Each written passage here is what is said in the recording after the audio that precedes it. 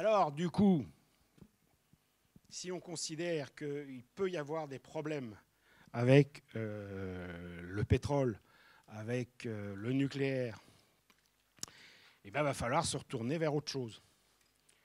Alors, dans ces autres choses, il y a des éléments, des pratiques que faisaient nos ancêtres. Vous voyez, il y a un petit côté...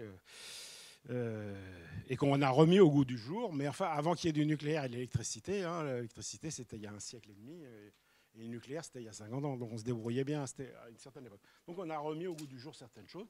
Et notamment l'énergie hydraulique, qui n'est ni plus ni moins que ce qu'étaient les... Là aussi, je parle au breton, mais les moulins à marée, là, dont il y a beaucoup dans le Morbihan et tout ça, très, très sympa. Alors vous avez des barrages hydrauliques. Ça, c'était vraiment dans les années, entre les deux guerres et après les années 50-60. Des constructions assez impressionnantes d'ailleurs pour l'époque, et qui consistent à emprisonner de l'eau à une certaine hauteur, à la larguer, puis à récupérer l'énergie cinétique qu'il y a entre le haut et le bas, quoi. Je regarde si dans les... Non, il n'y a pas. Donc le petit souci, c'est que en France, toutes les zones où on peut stocker de l'eau sont prises. D'accord ? Alors les Espagnols, ils ont plein de montagnes. Alors la moitié de l'énergie, c'est de l'hydraulique en Espagne, l'hydraulique de barrage. Ils sont peinards. Nous, on a déjà tout pris. Et puis, il y a une tendance actuellement. Si vous voulez remplir un bassin, regardez l'histoire du barrage, là, du petit barrage agricole du côté d'Albi, là où il y a eu un mort, etc. Ça pose problématique au niveau environnemental et donc écologie.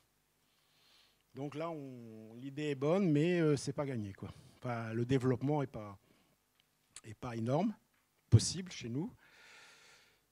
Vous avez, alors ça, j'ai rien entendu ce matin, donc c'est sur les fleuves, donc il y a moins de différence d'eau. Alors là, on commence à voir l'esprit de Sabella, c'est-à-dire qu'on met c'est des petites hydroliennes, quoi, sur les fleuves, genre là c'est le Rhin, et on récupère de l'énergie, donc forcément il y a moins de différence de potentiel, mais il y a du débit en permanence, et on peut récupérer. Et puis ça, pour ceux qui se souviennent, alors ça existe toujours ici, là. Bon, il ne marche plus. Donc ici, ah ben non, voilà. Ici, c'est encore en Bretagne. C'est une région très, très dynamique pour ce qui est développement durable.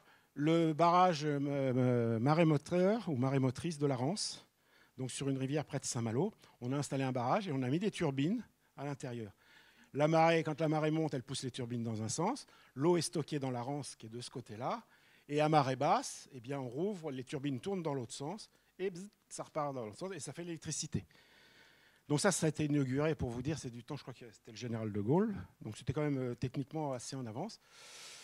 Simplement, ce qu'on n'a pas vu, c'est qu'au fil du temps, la Rance, qui était un fleuve côtier, a été bouchée, et le volume disponible dans la Rance a été réduit pratiquement au tiers, à cause des vases qui se sont déposés. Donc c'était une bonne idée, mais forcément, il y a un petit contre-coup, quoi. Alors, il y avait, je vous donne des souvenirs aussi, comme ça marchait bien, on avait pensé en faire un sur toute la baie du Mont-Saint-Michel et dont la tête de pont serait les îles Chaurzé. Plusieurs dizaines de kilomètres. Voyez. Alors là, à partir de là, je me demande s'il n'y aurait pas eu des soucis de perturbation de marée, de choses comme ça. Bon.